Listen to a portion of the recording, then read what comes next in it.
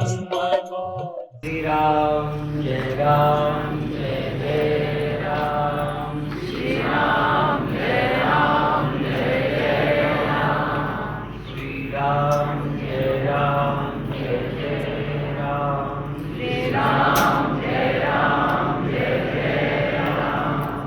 श्री राम जय राम जय जय राम। श्री राम जय राम जय जय राम।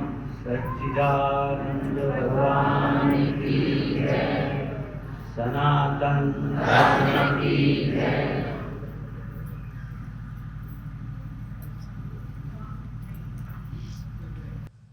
हमारे यहाँ देवी को अनेक रूपों में पूजा है।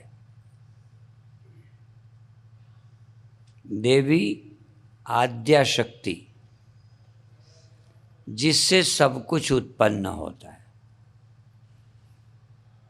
उत्पन्न करने वाली, स्थित रखने वाली, संहार करने वाली आद्या शक्ति है। बिना शक्ति के ब्रह्म से कुछ होता नहीं।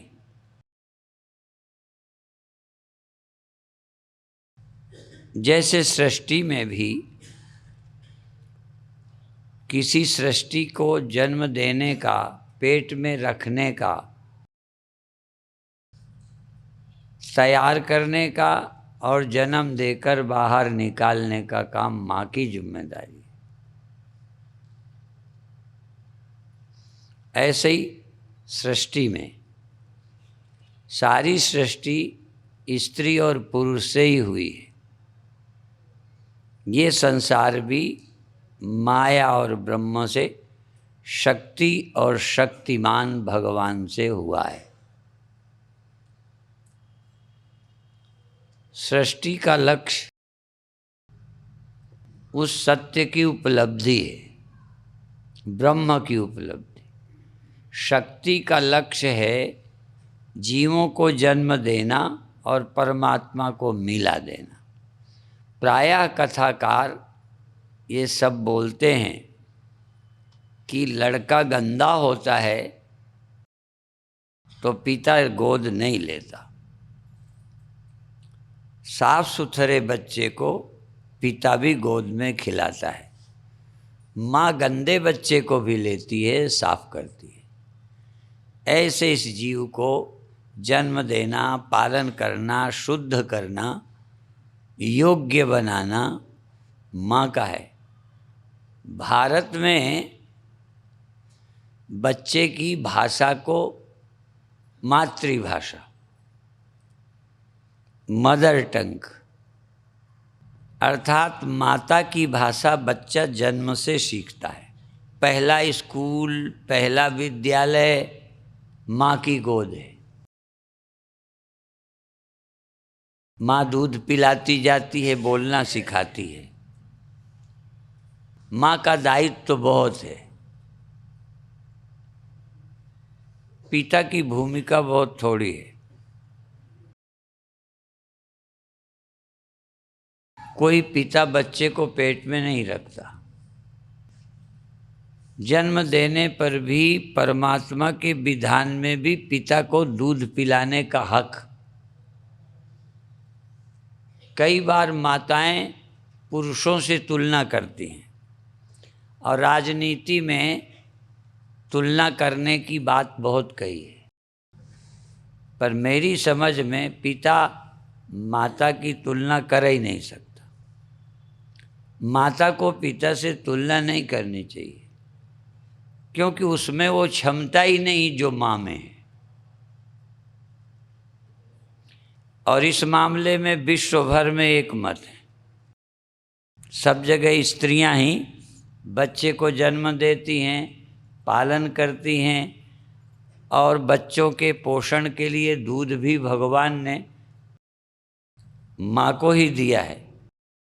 परमात्मा ने पिता को वो अधिकार नहीं दिया जो माता को दिया है।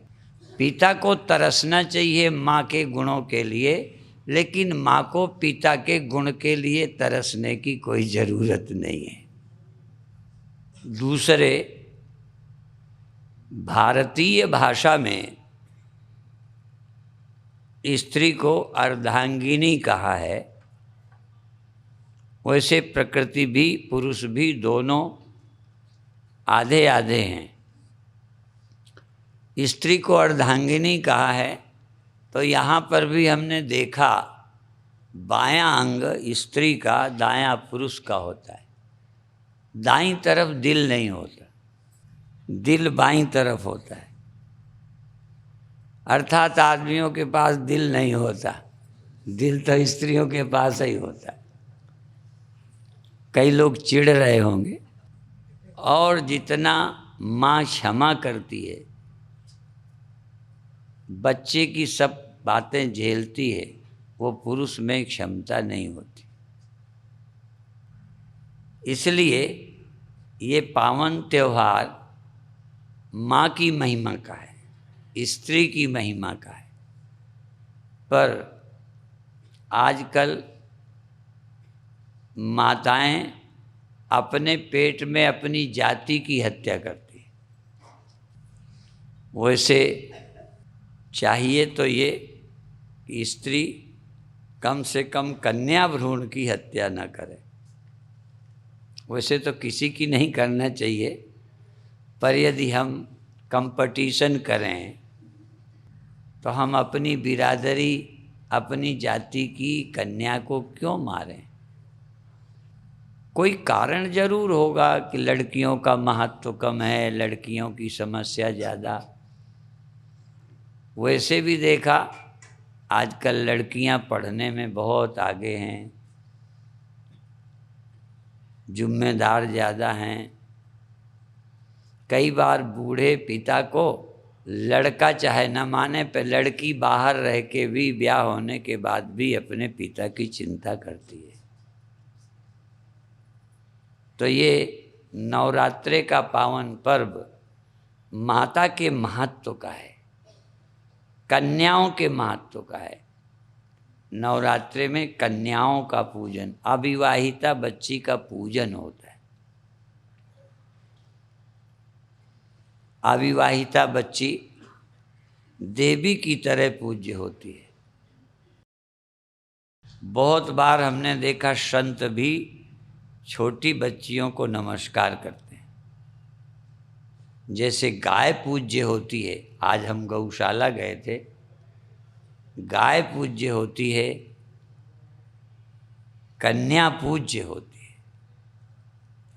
और जिसकी हम पूजा करते हैं उसकी हत्या नहीं होनी चाहिए। ये दुर्भाग्य की बात है कि जिसकी पूजा करनी चाहिए उन्हीं की हत्या ज़्यादा हो रही है, उसमें गाय भी शामिल है। हमारे यहाँ ऐसी कथाएं हैं पुराणों में कि जब पृथ्वी दुखी हुई, पाप से, अत्याचार से पृथ्वी दुखी हुई, तो पृथ्वी गाय का रूप धारण करके गई। गाय का रूप धारण करके पाप से, अत्याचार से मुक्त होने के लिए प्रार्थना की। तो गाय को अत्याचार से मुक्त करने के लिए भगवान सुन लेते हैं। आज गाय पर भी बहुत वर्षों से अत्याचार हो रहे, पूज्यों पर बहुत समस्या आई हुई है। इसके बाद पूज्य होते थे ब्राह्मण। ब्राह्मणों को लोग पूज्य मानते थे, उनकी भी वैल्यू खत्म हो गई है। कलयुग में जो पूज्य हैं उनकी वैल्यू खत्म है। राजनीति की बलि चढ़ गए, देवियाँ, गायें, पंडित। अब इसके बाद कभी कभी नंबर साधुओं का भी आता है। जब राक्षस बढ़ते हैं तो साधुओं को भजन पूजा नहीं करने देते। अभी तो कलयुग की शुरुआत है, पर धीरे धीरे लगता है कि वो दूर नहीं जब साधुओं का भी नंबर आएगा, क्योंकि यही कथा करते हैं, यही धर्मात्मा बनाते हैं, यही राजनीतिज्ञों की आँख की किरकिरी बनते हैं। इसलिए साधुओं पर भी कोई न कोई इल्जाम लगाकर राजनैतिक लोग समस्याएं पैदा करते हैं। कुछ लोगों का ख्याल है कि यदि नास्तिकता समाज में लानी है तो साधुओं को ही पहले समाप्त करना पड़ेगा। तो जिन्होंने भोग को लक्ष्य माना है, भोग को लक्ष्य माना, वासनाओं की पूर्ति को लक्ष्य माना है, वो साधुओं को कांटा समझते हैं। ऐसी कथाएं बहुत हैं।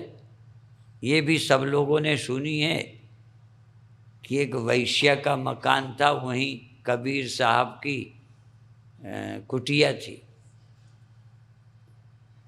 तो कबीर साहब के लोगों को वैश्य से परेशानी नहीं थी,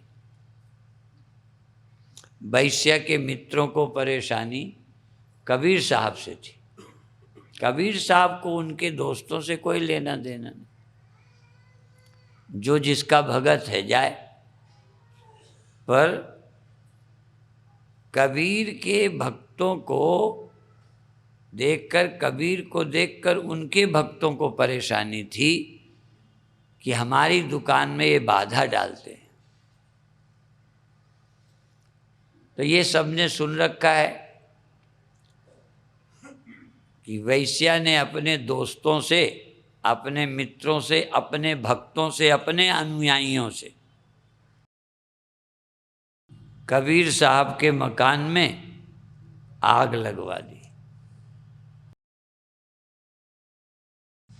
कुछ न कुछ तो सदा होता है। कबीर साहब ने कुछ नहीं किया, पर जब कबीर का झोपड़ा जलने लगा तो सुना कि भगवान ने, कि मेरे भक्त को, मेरे सुमिरन में लगे आदमी को इन लोगों ने आग लगाई। तो भगवान सीधे तो आते नहीं, हवा का रुख बदला तो झोपड़े की आग वैश्य के मकान में लग गई। वैश्य का मकान जलने लगा। तो साधु का तो जल भी जाता तो यहाँ से उठ के वहाँ बैठ जाएगा। साधु की परमानेंट स्थायी तो जगह है ही नहीं कि यहीं रहना है, कहीं ना कहीं रह लेगा। पर जब वैश्य का मकान जलने लगा तो उसकी तो जिंदगी का सब कुछ था, जिसको हमने अपना सार समझा उसी को आग लग जाए तो बड़ी दुख होगा। साधु का तो धन परमात्मा है, कुटिया तो सहयोगी है, कोई बहुत महत्व नहीं है। कहीं बैठ जाएंगे, पेड़ के नीचे बैठ के भजन कर लेंगे, नदी के किनारे बैठ के भजन कर लेंगे। पर वैश्या को बड़ी पीड़ा हुई, दुखी हुई, रोने लगी। पर अपना पाप याद आया, किसी को नहीं पता। वैश्या को ही लगा कि मैंने इनके मकान को, कुटिया को आग लगवाई, इन्हीं के श्राप से, इन्हीं के कारण मेरे मकान को आग लगी। पापी को याद आ जाता है। जैसा कि रावण को सुना है कि जब वो सीता की चोरी करने गया तो रावण डरता है, किसी को नहीं पता, शायद भगवान को छोड़कर और मारीच को छोड़कर किसी को पता नहीं था। पर करने वाले को तो पता है, उसको डर लगता है। इसलिए कहते चोर की दाढ़ी में तिनका। चोरी हो गई थी, लोग चोर को ढूंढ रहे थे, पता नहीं लगे। अरे कहने लगे क्या है, वो चोर जिसने चोरी की उसकी दाढ़ी में तिनका है। तो सबने हाथ लगाया ही नहीं। वो जो चोर था ना, उसने समझा कहीं मेरी दाढ़ी में लगा ना हो, चोरी तो की थी। और जहाँ यूँ करने लगे, तिनका मिनका नहीं लगा था, वो चोर की दाढ़ी में तिनका कहते तुरंत ही देखने लगा, मैंने ये चोर है। चोर पकड़ा गया। तो रावण खुद डरने लगा। ऐसे ही वैश्या खुद चिंता कर जाके क्षमा मांगने लगी कबीर से। कबीर को पता ही नहीं, कहन बात क्या है, तू क्यों रो रही है? कहन मेरा घर जल रहा है। कहन तो भाई मेरे पास क्यों आई क्षमा मांगने? कहने लगे आपने ही आग लगवाई। कहन मुझे तो पता भी नहीं, कबीर को पता ही नहीं कि मेरे लोगों ने कोई आग लगाई। कहने लगे तू कैसे शक कैसे हुआ? कहने शक इसलिए हो कि मैंने आपके में लगवाई है, मैंने आपके महल पे लगवाई है, इसलिए लगता है कि मेरे में उसी पाप के कारण लगी है। भले आपने नहीं लगवाई होगी पर मुझे माफ़ करो। कहने लगे भाई मैं क्या माफ़ करूं, मुझे तो पता ही नहीं।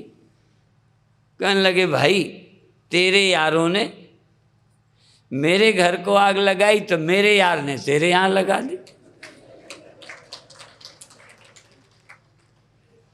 हमारा तुम्हारा झगड़ा ही नहीं है, तो यारों यारों की लड़ाई है।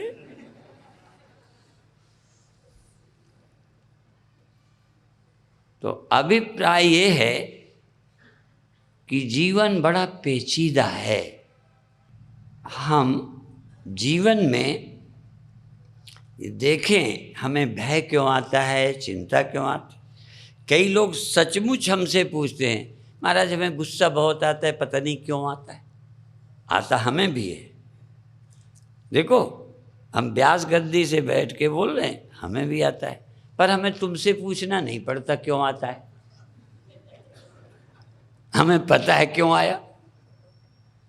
किसी की बात बुरी लगी, कोई हमारा नज़दीकी जैसा हम चाहते हैं नहीं रहता, आता है। आप कहते हमें पता नहीं क्यों आता है।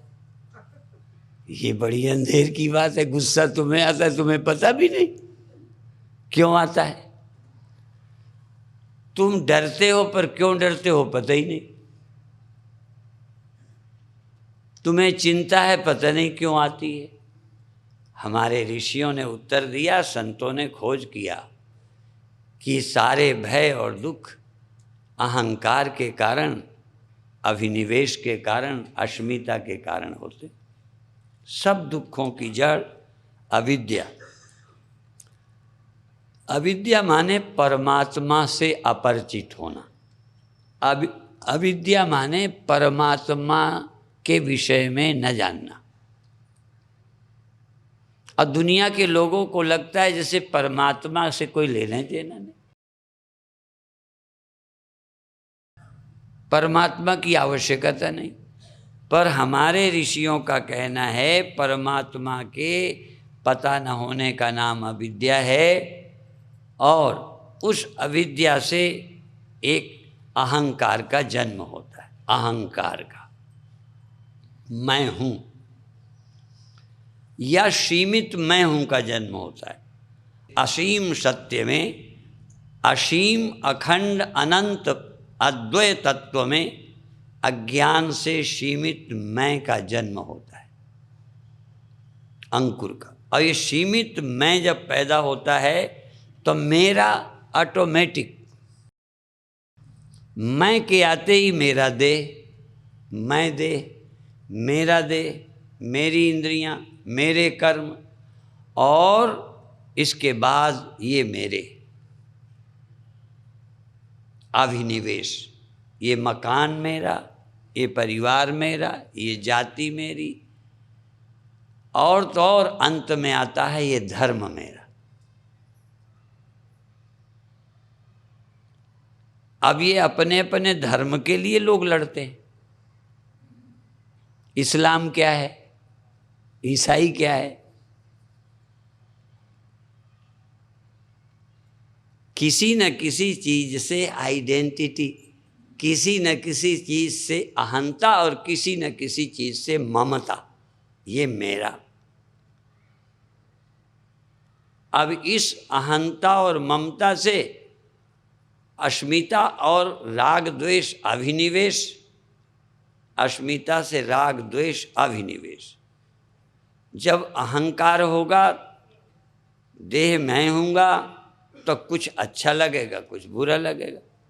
मेरी रक्षा करने वाला, मेरे देह की रक्षा करने वाला, मेरे मान की रक्षा करने वाला प्रिय मित्र, और मेरी हत्या करने वाला, मेरे देह को नुकसान पहुंचाने वाला, मेरे मन को अपमानित करने वाला मेरा दुश्मन। दुश्मन कहाँ रहता है, क्यों लगता है? सांप, वो कहता है, सुग्रीव कहता है, वाली कहता है, सुग्रीव वाली की कथा, वाली कहता है मैं बैरी सुग्रीव प्यारा, कारण कौन नाथ मोहि मारा। भाई हम दोनों भाई हैं, उसमें मैं बैरी हो गया, ये तुम्हारे मित्र हो गए, क्या कारण है? तो इस संसार में कुछ मेरे शत्रु, कुछ मेरे मित्र हो गए। इस अहंकार को सहयोग देने वाले, लाभ पहुंचाने वाले मित्र, इसको नुकसान पहुंचाने वाले शत्रु हो गए,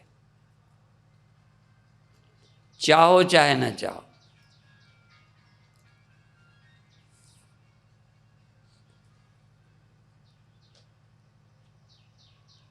तो आपका शत्रु कौन? अब देखो, चूंकि तुम समझ नहीं पाए, शत्रु है तुम्हारा अज्ञान, शत्रु है तुम्हारी अस्मिता, शत्रु है तुम्हारी अहंता राग द्वेष, और शत्रु है तुम्हारा अभिनिवेश। तुम्हारे शत्रु ये हैं, पर अभिनिवेश शत्रु नहीं लगता, अहंता शत्रु नहीं लगती, शत्रु लोग लगते हैं। बात गहराई से समझना। और इसीलिए चूंकि अविद्या, अस्मिता, राग, द्वेष आपके दुश्मन हैं, आपके दुख देने वाले हैं, कोई नहीं, कोई दुख देने वाला नहीं, तुम्हारी ही दुख के कारण तुम में है। इसलिए दुनिया के सब दुश्मन मार दिए जाएं, सारे सांप मार दिए जाएं, आतंकवादी मार दिए जाएं, तब भी तुम मरोगे। झूठ नहीं बोलना, ईमानदारी से बता दो, कोई तुम्हारा दुश्मन न रहे तो तुम अमर हो जाओगे। रावण के लिए तो लोग कहते हैं राम नहीं आते तो रावण नहीं मरता, और हम क्या कहते हैं, वो एक प्रतीक है, समझाने के लिए है, या रावण कोई और ही चीज़ है। यदि रावण देह है तो उसका बाप मरता, यदि देह ही का नाम रावण है तो कोई न मारता तो मरता। तो आपको कोई न मारे तो अमर हो जाओगे। सही बता दो, यदि कोई दुश्मन न रह जाए तो समय आपका मित्र है, काल। अच्छा, वो किस दिन मारेगा? रोज नहीं मार रहा। न तो तुम काल को दुश्मन माना, और न दुश्मन तुम्हें रोज ख्याल में आता है, जबकि रोज तुम्हें धीरे धीरे, एक दिन मारता है कि रोज? जो रोज मार रहा है उसका ख्याल ही नहीं। जो एक दिन सांप आएगा, कोई बदमाश आएगा, कोई बंदूक लाएगा, उस समय लगता है ये दुश्मन। या जिस दिन डॉक्टर जवाब देंगे उस दिन लगेगा धीरे धीरे रोज मर रहे हो। कौन मर रहे हैं? जो मनुष्य हैं।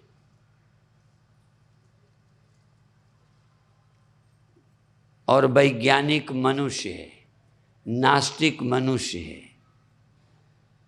सब मनुष्य हैं, सब देह हैं, इसलिए मरेंगे। धर्मात्मा जीव हैं, देह नहीं है, इसलिए वो मरेंगे नहीं, दूसरे देह में जाएंगे। धर्मात्मा जीव हैं, मनुष्य नहीं हैं। नास्तिक, वैज्ञानिक सब देह हैं, इसलिए मरेंगे। और ब्रह्मज्ञानी जीव भी नहीं है, देह भी नहीं है, वो तो आत्मा है, ब्रह्म है, इसलिए न जाएंगे न मरेंगे। दो बातें, जाना और मरना। मरते हैं नास्तिक, जाते हैं धार्मिक। पुण्यात्मा जाते हैं, मरते नहीं। एक शरीर छोड़कर दूसरे जन्म में जाते हैं, मरते नहीं। और ब्रह्मज्ञानी न तस्य प्राणा उत्क्रामन्ति ब्रह्मैव सन ब्रह्माप्येति। ब्रह्मज्ञानी न मरता है न जाता है, क्योंकि न वो देह है न वो जीव है, और न वो अज्ञानी है। अज्ञानी ही जीव है, अज्ञानी ही देह है। इसलिए अविद्या ही अस्मिता पैदा करती है। अस्मिता हो तो राग द्वेष अभिनिवेश होता है। सब दुखों का कारण अविद्या है। सब दुखों का कारण अविद्या ब्रह्म ज्ञान से निवृत्त हो जाती है। 4 अस्मिता, राग द्वेष अभिनिवेश शरीर रहते किसी सीमा तक रहते हैं, पर वो ऐसे रहते हैं जैसे जहर की थैली या जहरीले दांत निकालने पर सांप। ये सांप पालने वाले जिससे जीवन को खतरा है, जिससे जीवन को खतरा है, उससे कनफटे लोग, सपेरे लोग उससे जीविका चलाते। सपेरे उससे जीविका चलाते हैं, कमाई करते हैं। वो दिखाते हैं, महुअर बजाते हैं, नाच दिखाते हैं, रुपया कमाते हैं। जिससे मनुष्य को खतरा है जीवन को, उससे जीविका मिल जाती है। ऐसे ही जिस अस्मिता से, देह से लोगों को मरने का खतरा है, उसी के रहते ज्ञानी जीवन मुक्ति का आनंद लेता रहता। परम आनंद, प्रभु के स्मरण का आनंद लेता है। इसी मरने वाले देह, इसी अहंकार के रहते, उस अहंकार को देह से हटाकर ब्रह्मभूता प्रसन्नात्मा न सोचती न कांक्षती, वो ब्रह्म हो गए, असीम हो गए। अभी सीमित थे, अब असीम हो गए, अनादि और अनंत हो गए। विभुम व्यापकम ब्रह्म वेद स्वरूपम। अभी सीमित थे, अज्ञानी सीमित है, एक एरिया में रहता है। देह है तो, जीव है तो एक जगह रहता है, एक जगह से हट जाता है। जागृत में रहता है तो स्वप्न में नहीं, स्वप्न में रहता है तो जागृत में नहीं, सुषुप्ति में रहता है तो स्वप्न जागृत, एक अवस्था में रहता है, एक देश में रहता है। ब्रह्म सब अवस्थाओं में रहता है, सब देशों में रहता है। ब्रह्म हूं ये जानना सबसे सबसे कठिन है और सबसे ज़्यादा महत्वपूर्ण और आवश्यक है। मैं कौन हूँ जानना है। मोटे तौर पर सब देह मैं हूँ ये जानते हैं। कम से कम जीव तुम हो ये जान जाओ तो भी अच्छे मनुष्य हो, अच्छे मनुष्य। क्योंकि देह तुम अकेले हो ही नहीं सकते यदि जीव ना होते। जीव न होते तो देह हो ही नहीं सकते, पर जीव होते हुए तुम जीव नहीं मानकर देह अपने को मानते हो। जितनी देर जीव सोया है तुम देह हो ही नहीं सकते। जीव सोया हो तो मैं देह हूं मान सकते हो। देह होने का ख्याल कब आया? जब जीव आया। और जीव आता है, जाता है, जगता है, सोता है। इस जीव का आश्रय चैतन्य साक्षी आत्मा, वो जगता नहीं, सोता नहीं, आता नहीं, जाता नहीं। ये बात तो बिल्कुल ही समझ में नहीं आती। किसी किसी को मैं देह हूँ ये ख्याल तो हट सकता है, मैं देह हूँ ये सोच बदल सकती है, ये समझ आ जाती है कि मैं देह नहीं हूँ, मैं जीव हूँ, इस देह में रहता हूँ। सब लोग अलग अलग देह में रहते हैं, ये धार्मिकों के किसी गुरु की सन्निधि में समझ आ जाता है। पर मैं ब्रह्म हूँ ये तो गुरु के पास भी जल्दी समझ नहीं आता। और जब तक ये समझ ना जाए कि मैं ब्रह्म हूँ, सदा निर्विकार हूँ, ब्रह्म ज्ञानी, सदा निर्लेप, जीवाभिमानी, कभी निर्लेप, हाँ कभी देहाभिमानी, जीवाभिमानी, कभी लेप कभी अलेप, पर ब्रह्म ज्ञानी सदा निर्लेप। मैं जब आया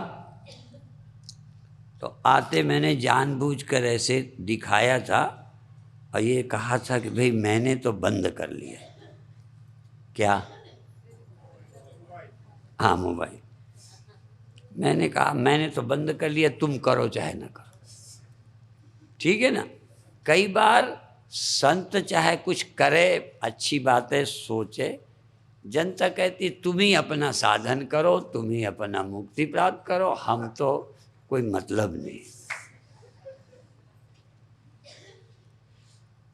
कई कहने पे भी बंद नहीं करते। एक दिन जब किसी का बजा तब मुझे ख्याल आ गया तो अपना बंद कर लिया। दूसरे को देख के भी समझ आ जाए,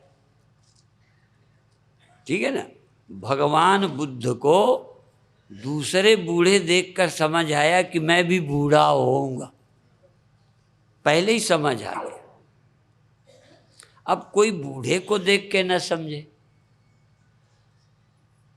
कोई बीमार को देख के न समझे कि हमारे का भी नंबर आ सकता है।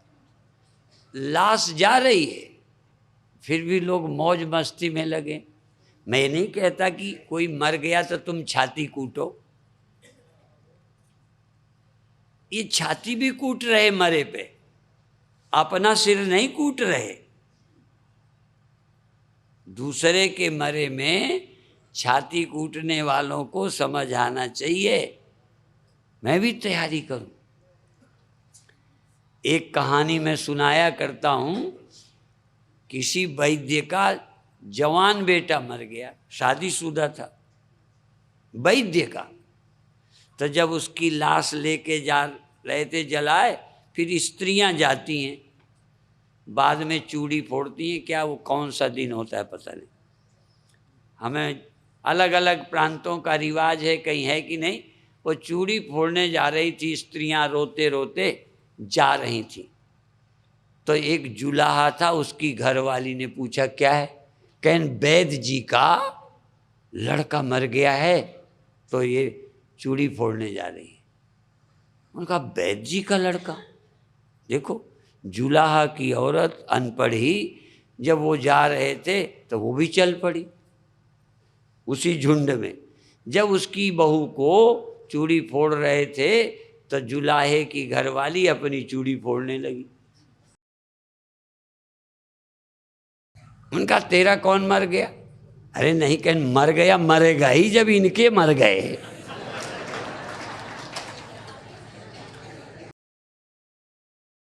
जब वैद्य जी का लड़का मर गया तो मेरा तो मरा ही समझो। तो दूसरे को मरा देख के ख्याल नहीं आया, इससे ज्यादा मूर्ख जब लुकमान वैद्य धनवंतरी जो औरों को जिंदा करते थे, और तुम्हारे लिए हम कहेंगे सिद्ध महात्मा, जो लात से ऐसे मुर्दे को जीवित करते थे, सुना है ना, कर देते हैं। जो दूसरों को जीवित करते थे, जो तुम्हारे भगवान हैं, तुम्हारे भगवान, जान के बोला, तुम्हारे वही भगवान है जो लात मारे और जिंदा हो जाए। तुम्हारे यहाँ सिद्ध और चमत्कारी भगवान होते हैं। यहां भी एक बोर्ड लगा है, चमत्कारी ही सब जगह बैठे हैं। मंदिरों में भी चमत्कारियों की पूजा है, ठीक है। तो जिनके लात से मुर्दे जीवित होते थे, भले तुमने ना देखी हो उसकी लाश, पर दुनिया में वो आज है नहीं, इसका मतलब मर गया, ठीक है ना। अच्छा, जिनके तुम मंदिर में पधराते हो, नए नए भगवान, भारत में रोज एक भगवान पैदा होता है। कभी तभी तो नास्तिक लोग बड़े चिढ़ते हैं।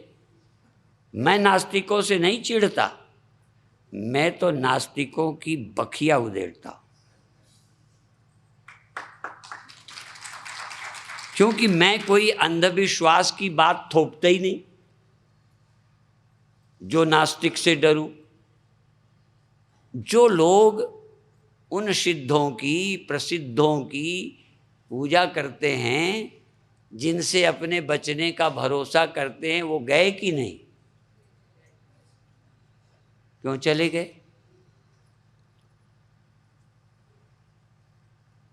जब वो चले गए तब भी तुम सोचते हो ये मुझे बचाएंगे। तुम्हें ये ख्याल क्यों नहीं आता जब ये चले गए तो हमें भी चलने की तैयारी करनी चाहिए। प्रेरणा तो लो, चले जाने वालों से अकल तो लो। बुद्ध जाने वालों से अकल पा गए। उसने अकल दी नहीं, मुर्दे ने थोड़ी अकल दी। मुर्दा क्या बोलेगा? मुर्दे को देखकर जिंदे को अकल आ जानी चाहिए। वो क्या अकल देगा? वो तो मर चुका, उपदेश नहीं करता। उपदेश लेने वाले मुर्दे से भी ले सकते। इसीलिए एक दीवार में मैंने लिखा वाक्य देखा था कि विद्वान लोग मूर्खों से भी प्रेरणा प्राप्त कर लेते हैं, लेकिन मूर्ख लोग विद्वानों से भी अकल प्राप्त नहीं करते।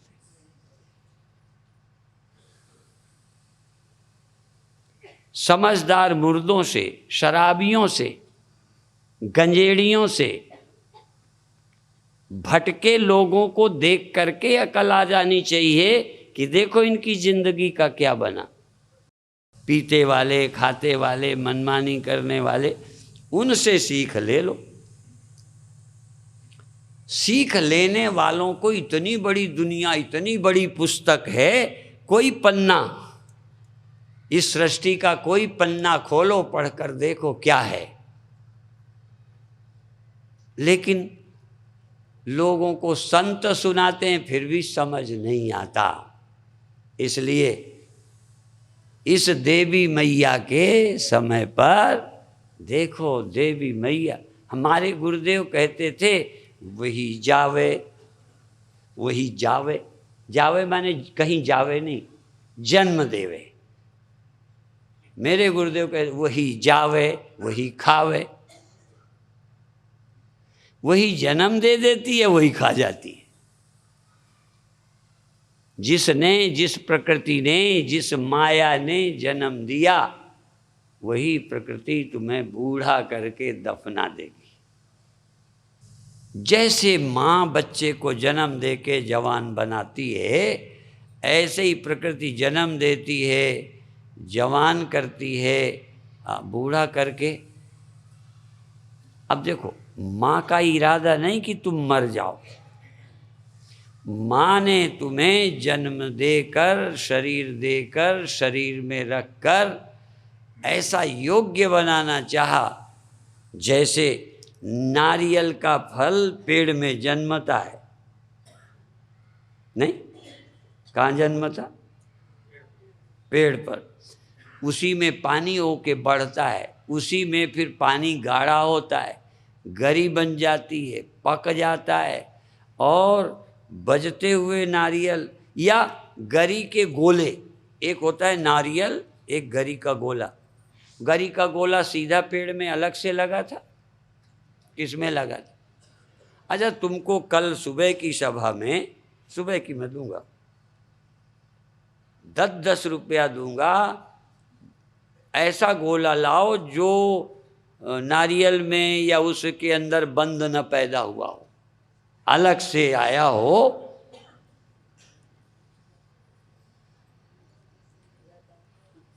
बोलो, नहीं, अलग गोला तो तुम ले आओगे, गोला तो ले आओगे, ऐसा गोला लाओ जो नारियल के भीतर से नहीं निकाला गया हो, सीधा टपका हो। कहाँ से निकला? उसी नारियल से। कैसे निकल आया? बिना पका, साफ, बिना टूटे, बिना नष्ट हुए, हाँ निकल आया। कहाँ तैयार हुआ था? पेड़ में, उसके अंदर, और निकल आया साफ। ऐसे ही प्रकृति माता इस नारियल में तुम्हें जन्म देती है, जवान करती है, पकाती है, और पका के तुमको इस देह से निकाल कर मुक्त कर सकती है। देह से निकल जाओ तो, और योगी उसी का नाम है जो इस नारियल में से जीव भाव को निकाल कर, गोला। अच्छा कच्चा नारियल लाओ, तोड़ के गोला निकाल सकते हो। अच्छा दूसरा, या तो गोला अलग से ले आओ बिना पेड़ का, या तुम कच्चे नारियल में से गोला निकाल लाओ, तो भी हम देंगे। कितने कितने? अच्छा 100 रुपया, 100 रुपया देंगे। कच्चे नारियल में से गरी बिना टूटी ले आओ। नहीं ला सकते। ऐसे ही जानवर से जीवात्मा, आम मनुष्यों से जीवात्मा बिना टूटे फूटे घायल हुए निकाल लो। जैसे उस प्रकृति ने नारियल तैयार किया है, इसलिए नारियल को बड़ा महत्व जैन देते हैं, हमारे यहाँ सनातनी देते हैं, दीक्षा में नारियल लाते हैं। हाँ, असल में दीक्षा में नारियल ही लाना है, गोला तो हम बनाएंगे।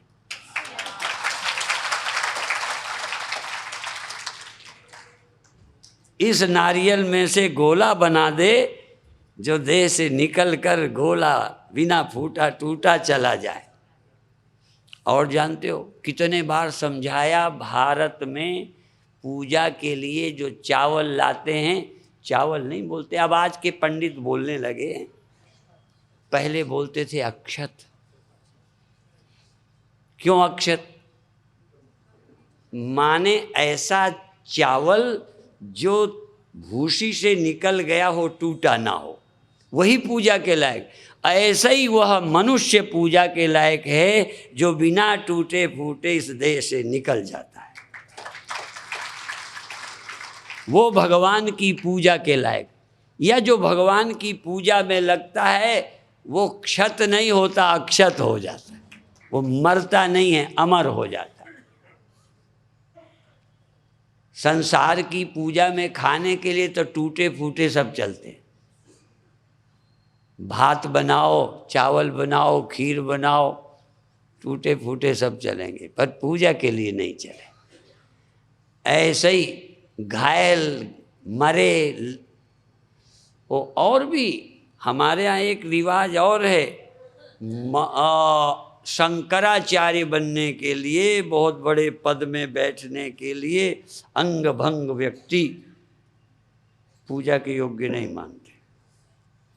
पर ये बाहर अर्थ चला गया। गड़बड़ ये है, लोग भीतर की चीज को बाहर से जोड़ दिया। अरे इसका हाथ टूटा है, ये नहीं बन सकता, शंकराचार्य नहीं। मैं ये कहना चाहता हूँ, देह तो अष्टावक्र का टेढ़ा मेढ़ा था, पर वो क्यों पूज्य थे? ज्ञानियों में बंद थे। इसलिए शरीर टूटा फूटा हो, पर जिसके भीतर रहने वाला बिल्कुल अखंड हो, बिल्कुल गड़बड़ ना हुआ हो, वही शंकराचार्य होता है। तुम पूज्य बन सकते हो। वही मानव पूज्य है जो अंदर से टूटा फूटा नहीं है, बिगड़ा नहीं है, ज्यों का त्यों शुद्ध है, नारियल की तरह है, चावल की तरह है। इसीलिए अंग भंग बाहर से लोग देखते हैं। यदि अंग भंग अपूज्य होता तो अष्टावक्र का सम्मान नहीं होता। ठीक है, एक बार देख के मूर्ख लोगों ने ऊपर से देखा, हाँ तो सहज है।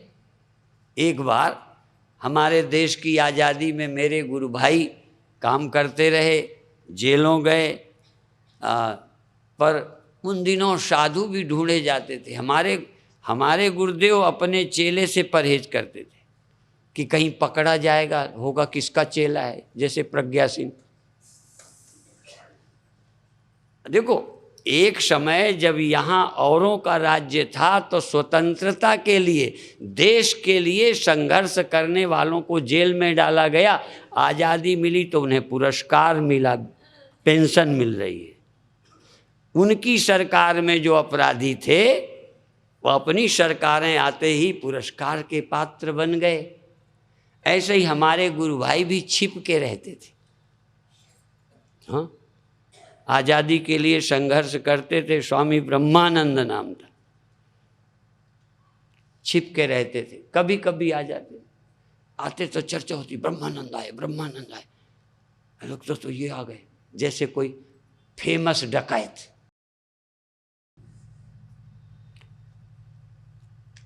तो जब आए तो लोगों में चर्चा बहुत थी। वो नाम तो बहुत था, पर वो जरा रंग ठीक नहीं था। तो हमारा हाथ जोड़ने का मन नहीं हुआ। ये बता ये रहा था कि हम चमड़ी देख करके अच्छे महात्मा, देशभक्त, पर लगे ये कैसे महात्मा काले काले, अच्छे नहीं लगे, क्योंकि हम आँखों से देखते थे। ऐसे ही अष्टावक्र अच्छे नहीं लगे, देखने में नहीं अच्छे लगे, टेढ़े मेढ़े। अब शादी का प्रश्न होता, कोई लड़की देखती फिर तो ठीक है, चूंकि ऊपर ही से देखना होता है। भीतर देखने वाले न लड़कियां हैं न लड़के हैं, सब ऊपर ऊपर चमड़ी देख के मरते रहते हैं। और साधु की भी यदि चमड़ी ही देखोगे तो फंस जाओगे, चमकता साधु के चेला बन जाओगे, फिर गड़बड़ सड़बड़। ये जो बहुत चमकते चुमकते हैं, सावधान रहना। चमकीली चीजें कई बार सोने की जगह भोड़र सा होता है। तो मैंने नमस्कार नहीं किया, मैंने कहा कैसे साधु, पर बाद में परिचित हुए। ऐसे ही हम लोग ये कहते हैं, जाति न पूछिए साधु की, पूछ लीजिए ज्ञान।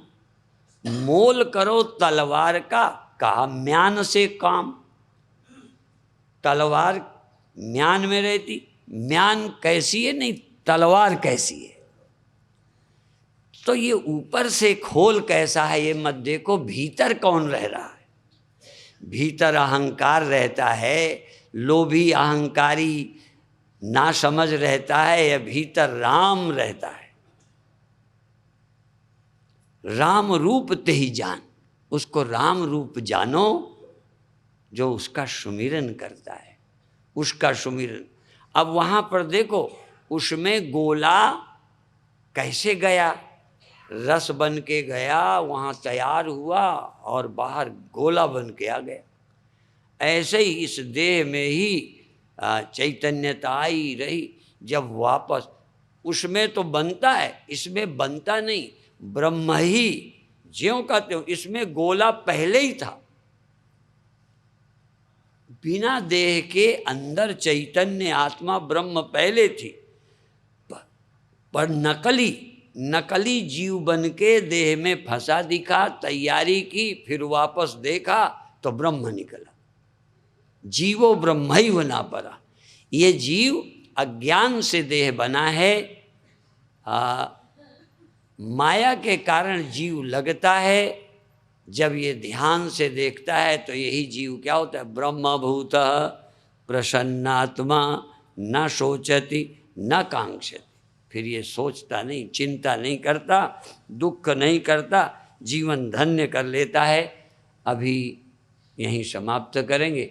आज हम थोड़ा लेट हो गए थे, कल से फिर टाइम पर आएंगे और सुबह टाइम पे आएंगे, ठीक है। वो इनाम जो है सुबह देंगे, ठीक। किनको? 2 चीज़ों का इनाम, या तो गोले से, हाँ, बिना नारियल के गोला निकाल के कहीं मिलता हो तो लाना, और दूसरा ये कहा बिना पके हुए तुम गरी निकाल कर दिखा दो। अर्थात पशु पक्षियों में आत्मा ब्रह्म की तरह नहीं मिलती, मानव देह में ये नारियल पक चुका या पकने के नज़दीक आया, इसी मानव देह में जीवात्मा ब्रह्म हो पाती है और कहीं नहीं हो पाती। तो इसके लिए हमने अवसर है, आपके भी ब्रह्म होने का अवसर है। यदि तुम जल्दीबाजी करो तो नारियल क्यों भेंट करते हैं? जैनियों के यहाँ नारियल, वैसे पैसा नहीं छुए हैं, नंगे रहते हैं, नारियल दीजिए। वो जैनियों को हमने देखा नारियल ऐसे ही। क्यों? ये मानव जीवन नारियल का प्रतीक है, इसी में आप पूर्णता प्राप्त कर सकते हैं। इसलिए नर समान नहीं कौनो देही, जीव चराचर याचत येही, इसलिए इसकी बड़ी महिमा है। ये चावल हमारे गुरुदेव तो यही कहते थे, तुषेण बद्धा ब्रीही स्यात्। तुषा से बंधे हुए चावल का नाम ब्रीही है, धान। तुषा से बंधे हुए चावल का क्या नाम होता है? और निकले हुए का क्या नाम होता है? चावल। भूसी क्यों नहीं कहते? हाँ, दोनों हैं, पर चावल ऐसे ही। जहाँ ये भूसी तुमसे अलग हुई, ये कहाँ पर निकाला जाएगा छिलका? एक तो मौत निकालेगी, मौत निकालेगी तो थोड़ा देह निकालेगी, पर भूसी चिपकी रहेगी, पूरी नहीं निकलती, मरे से नहीं निकलती, फिर जन्म होता है। उस पूरी भूसी को इस जीव से निकालकर चावल बनाने का काम इसी सेलर में, ये सेलर है ये, यहाँ हम लोग चावल निकालते हैं। मनुष्य से जीवात्मा को अलग कर ब्रह्म बनाने की जगह है। ओम शांति शांति शांति।